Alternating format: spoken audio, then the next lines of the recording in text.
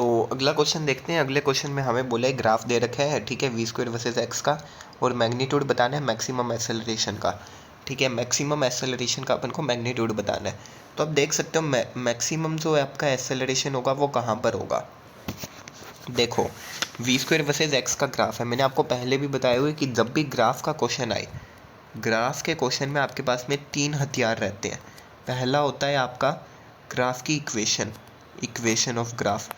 Straight line है तो straight line की इक्वेशन, पैराबोला है पैराबोला की, जो भी आपका इक्वेशन ऑफ ग्राफ। दूसरा हथियार रहता है आपका स्लोप, और तीसरा रहता है एरिया। इन 3 चीज़ों से बाहर कोई भी ग्राफ का क्वेश्चन नहीं रहता। तो सबसे पहले अगर मैं इस ग्राफ की इक्वेशन लिखना चाहूँ तो अलग अलग पॉइंट पर अलग अलग आएगी, ठीक है। वी स्क्वायर वर्सेज एक्स के मैं क्या करता हूँ, मैं इसकी स्लोप की इक्वेशन लिख लेता हूँ।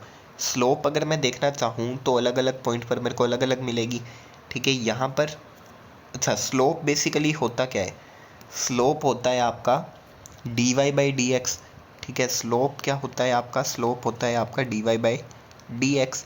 इस केस में वो क्या है, d v square by d x, यानी कि वी स्क्वायर को डिफ्रेंशिएट करना है एक्स के टर्म्स में, तो वो आएगा 2v into d v by d x, 2v into d v by d x. अब v d v by d x मेरा एक्सेलरेशन होता है, तो यह आ जाएगा 2a। तो स्लोप की वैल्यू मेरे को क्या दे रही है, 2a। मेरे से पूछे मैक्सिमम एक्सेलरेशन कहाँ पर होगा, तो ग्राफ में तीन अलग अलग मेरे को स्लोप दिख रही है, वहाँ से पता लग जाएगा कहाँ पर होगा भैया मैक्सिमम एक्सेलरेशन। तो इस पॉइंट पर तो मेरी स्लोप, इस पॉइंट पर मेरी जो स्लोप है, ठीक है, मैं स्लोप को एम ही लिख दे रहा हूँ बेसिकली, बार बार स्लोप क्यों लिखना। इस पॉइंट पर मेरा एम का वैल्यू तो 0 है, यानी कि मेरा एक्सेलरेशन भी 0 है, ठीक है। इस पॉइंट पर मेरी एम की वैल्यू क्या है, इस पॉइंट पर जो मेरी स्लोप है, स्लोप की वैल्यू क्या देखने को मिल रही है, तो 4 यहाँ पर गया, कितना बचा 12। तो एम की वैल्यू आ गई टेन थीटा। एम स्लोप आपका बेसिकली क्या होता है, टेन थीटा। तो टेन थीटा की वैल्यू आ गई परपेंडिकुलर अपॉन में बेस, यानी कि 12 अपॉन में 1, यानी कि 12। तो इस केस में एक्सेलरेशन कितना होगा, कोई पेन दिखेगा क्या, नहीं, ब्लैक सी लिख लेते हैं। तो इस केस में जो आपका एक्सेलरेशन हो गया, यानी कि आपका इस केस में जो एक्सेलरेशन हुआ उसके लिए अगर अपना को सॉल्व करना हुआ, मैं नीचे कर देता हूँ, ठीक है। 4 स्लोप 2, ठीक है। आपका m की वैल्यू आ गई, m बेसिकली आपका बराबर है 2a के, m की वैल्यू है आपके पास में 12, 12 बराबर 2a, यानी कि एक्सेलरेशन की वैल्यू आ गई 6, ठीक है। अच्छा, अब थर्ड वाली जो आपकी स्लोप है, थर्ड वाली स्लोप के लिए आपकी m की वैल्यू क्या आ रही है, ठीक है। m की वैल्यू देखनी है तो थीटा देखना पड़ेगा आपको, ठीक है।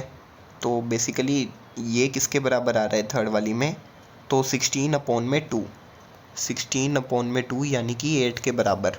अब 8 के बराबर आ रहा है तो 4 स्लोप 3 देख लो, 4 स्लोप 3। वैसे तो देखने से ही पता लग रहा है m बराबर 2a होगा, तो 8 बराबर 2a, तो एक्सेलरेशन की वैल्यू 4 आ गई।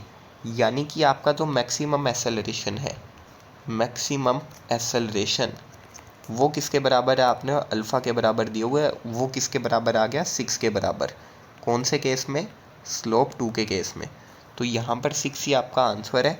आपको ये समझाना चाह रहा था मैं इस क्वेश्चन से कि ग्राफ के क्वेश्चन आपको कैसे करने हैं, कैसे अप्रोच करनी है, ठीक है। इनकी एक अप्रोच नहीं होती। अब इसको मैं और भी अलग अलग मेथड से कर सकता हूँ, पर मेरे को सबसे एफिशिएंट ये लगा तो मैंने ये बता दिया, ठीक है। अब वैसे ही आपको बस ये ध्यान रखना कि ग्राफ के क्वेश्चन में आपके पास में 3 ही हथियार है, ये तीनों, इनका हमेशा ध्यान रखना, ठीक है। अब यहाँ पर मेरे को स्लोप से आसान लगा तो मैंने स्लोप से कर दिया। तो आई होप आपको सोल्यूशन समझ में आया होगा।